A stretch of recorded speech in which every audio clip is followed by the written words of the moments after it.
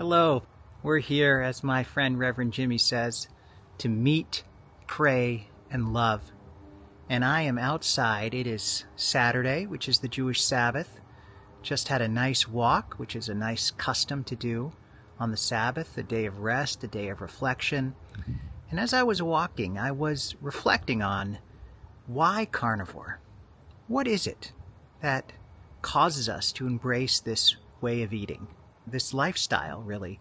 Because it's not easy, and it's countercultural in many ways. It's not something that's very popular around the world. It's growing, but it's not mainstream by any means. So what sparks us to embrace it? For some, it's health issues, clearly, to lose weight, to clear up skin, to deal with an addiction, to deal with a mental health illness. There's incredible research now on the way carnivore can heal bipolar and schizophrenia. Obviously, the studies are new and not widely accepted, but they are quite intriguing.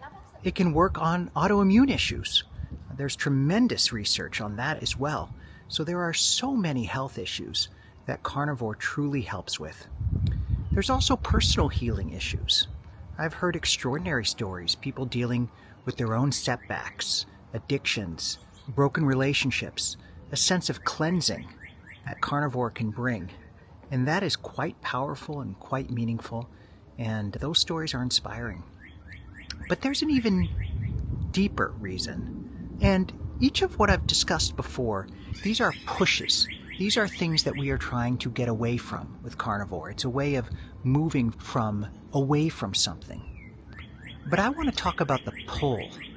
What draws us to carnivore? What is a vision of the future that it can offer us? And the idea that I keep coming back to is human flourishing. That carnivore is a path to truly flourish as a human being. The word flourish was really brought into mainstream popular psychology by somebody named Martin Seligman. He is a professor at the University of Pennsylvania and is really the world's leading expert on the study of happiness, on the study of positive psychology. And he prefers the term flourishing to happiness because happiness can feel short-term. It can be more like pleasure, something that's a temporary joy, but that isn't lasting. Whereas flourishing implies a more meaningful sense of satisfaction, something where we can look back at our life and find joy and satisfaction with the choices we made. Flourishing also incorporates different areas of life, from our spirituality to our relationships, to our work, to our community service. All of that is part of flourishing. And to flourish in life means to achieve our goals. It's different for everybody, but to achieve our goals in those different areas, in the areas of relationships, in the areas of family, in the areas of faith. To flourish is to really attain what we desire. And I believe that carnivore is an extraordinary basis, part of our path for flourishing. Now, why is that? What makes carnivore so special? First is the nutrition part of it. It's nourishing us with the proper human diet. It is giving our body what it needs. And that's priceless. It's like trying to talk about financial success without talking about money at all. I mean, that they are connected. To nourish our body appropriately is critical to achieving anything in life. We all have to eat. We're all human. So when we're giving our bodies the proper fuel, we have the energy and the focus to flourish. It brings us closer to nature. We are part of nature. We are part of the natural world.